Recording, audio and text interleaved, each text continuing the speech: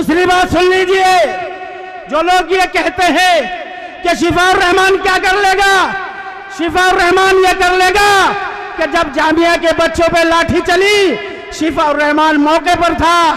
निकालो, यूट्यूब से निकालो वो तस्वीरें जिनमें शिफाउर रहमान ने लाठियां खाई है। मैं अब मौलाना अब्दुल रहमान आबिद साहब से दरखास्त करूंगा कि अपनी बात रखें, पर ये बहुत अच्छे मुकर्रर हैं, पर आज आपको मुकर्रर ज्यादा है, सबको ख्याल रखना है, बस ये चीज की दरखास्त है।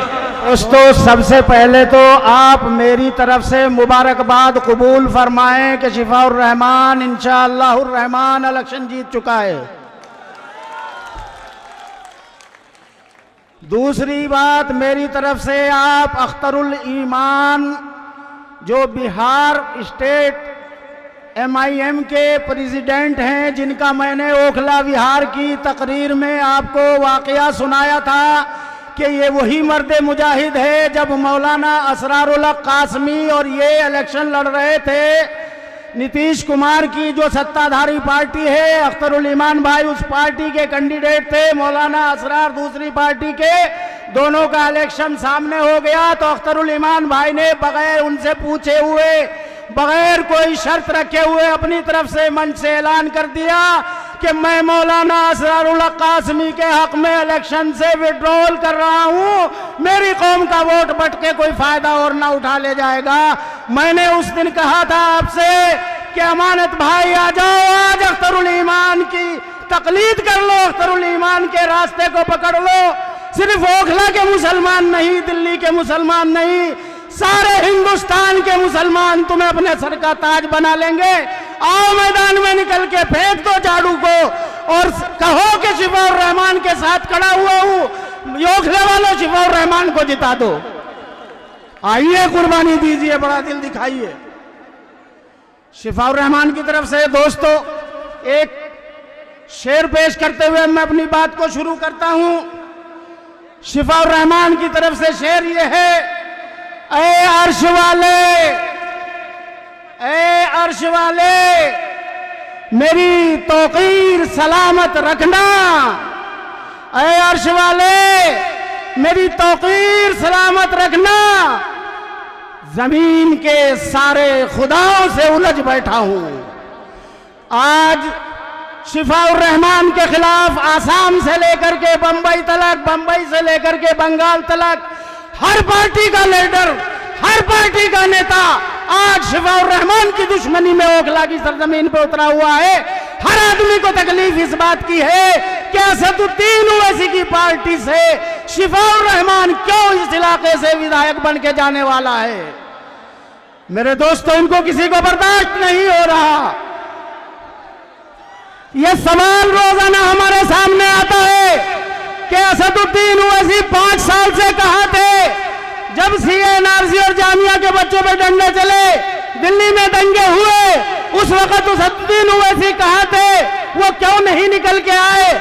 मेरे दोस्तों, मैं बताना चाहता हूं कि असदुद्दीन ओवैसी की पार्टी के सिपाही जामिया पर भी मौजूद थे, शाहीन बाग में भी मौजूद थे, और जब दिल्ली में दंगे हुए असदुद्दीन ओवैसी की पार्टी के दोनों मेंबरान पार्लियामेंट ने, सारे MLAs ने, सारे काउंसिलरों ने एक एक महीने की अपनी तनख्वाह दिल्ली दंगा के पीड़ित लोगों के लिए एक झटके में दे दी थी।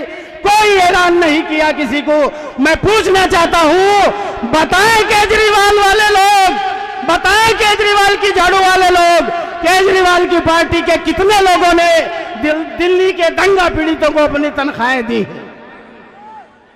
दूसरी बात, ये सवाल के साथ शिफाउर रहमान का इस्तेमाल किया जा रहा है, शिफाउर रहमान को सियासी इस्तेमाल किया जा रहा है।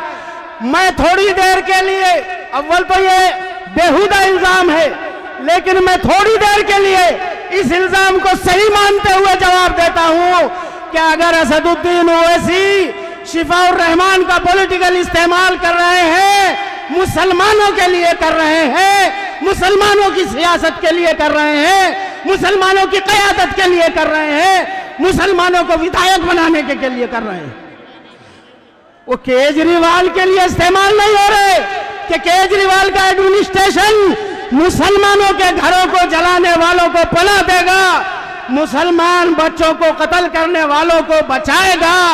और केजरीवाल खड़े होकर के हमारे शर्जील इमाम के खिलाफ, खालिद सैफी के खिलाफ, उमर खालिद के खिलाफ, सफोरा जरगर के खिलाफ और हमारे शिफाउर रहमान के खिलाफ मुकदमे दर्ज करा करके इनको जेल में भरवाएंगे। ये काम किसने किया?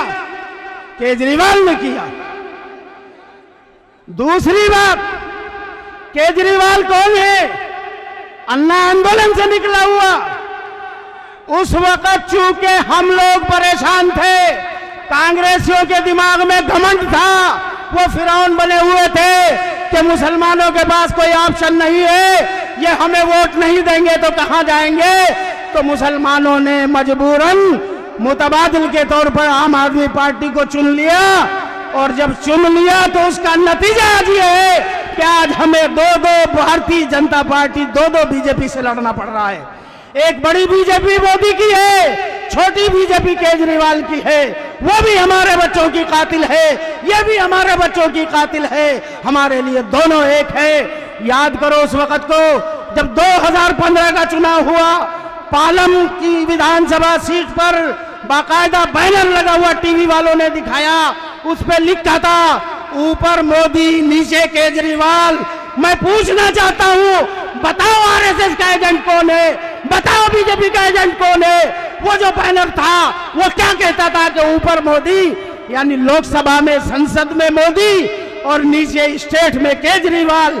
तो बीजेपी का बी टीम कौन है? ये उस बैनर से आप देख लो। आज तक चैनल की वेबसाइट पे आज भी पड़ा हुआ है। दूसरी बात सुन लीजिए, जो लोग ये कहते हैं कि शिफाउर रहमान क्या कर लेगा, शिफाउर रहमान ये कर लेगा कि जब जामिया के बच्चों पे लाठी चली, शिफाउर रहमान मौके पर था। निकालो, यूट्यूब से निकालो वो तस्वीरें जिनमें शिफाउर रहमान ने लाठियां खाई हैं। उसकी पीठ पर आज भी लाठियों के निशान मौजूद हैं। आम आदमी पार्टी केजरीवाल का नुमाइंदा कहां था उस वक्त? फिर तुम ये पूछते हो कि ओवैसी साहब ने 5 साल में कितनी मर्तबा शिफाउर रहमान के बच्चों की खबर ली। मैं पूछना चाहता हूं, ओवैसी साहब तो 1500 किलोमीटर दूर हैदराबाद में रहते हैं, तुम तो इसी इलाके में रहते हो, इसी इलाके के एमएलए हो, इसी इलाके के नुमाइंदे हो और शिफाउर रहमान के गांव के पास के भी हो, शिफाउर रहमान के रिश्तेदार भी हो। कसम खा के बताओ, तुम कितनी मर्तबा शिफाउर रहमान के घर गए हो? शिफाउर रहमान के बच्चों पे कितनी मर्तबा शिफाउर रहमान के बच्चों के सर पे हाथ रखा है तुमने जाके? कितनी मर्तबा उनकी बीवी से जाके पूछा कि भाभी तुम्हारा चूल्हा कैसे चल रहा है, तुम्हारी सास की दवाएं कहां से आ रही हैं, तुम्हारे बच्चों की फीस कहां से जा रही है? बताओ अपना किरदार। तुम कितनी मर्तबा गए हो पूछने के लिए? दूसरों से सवाल करना बहुत आसान है मेरे छोटे भाई, जबान मुंह में हम भी रखते हैं और ऐसे ही रखते हैं। तुम तो छोटे भाई हो, तुम्हें तो खैर हम कहेंगे क्या?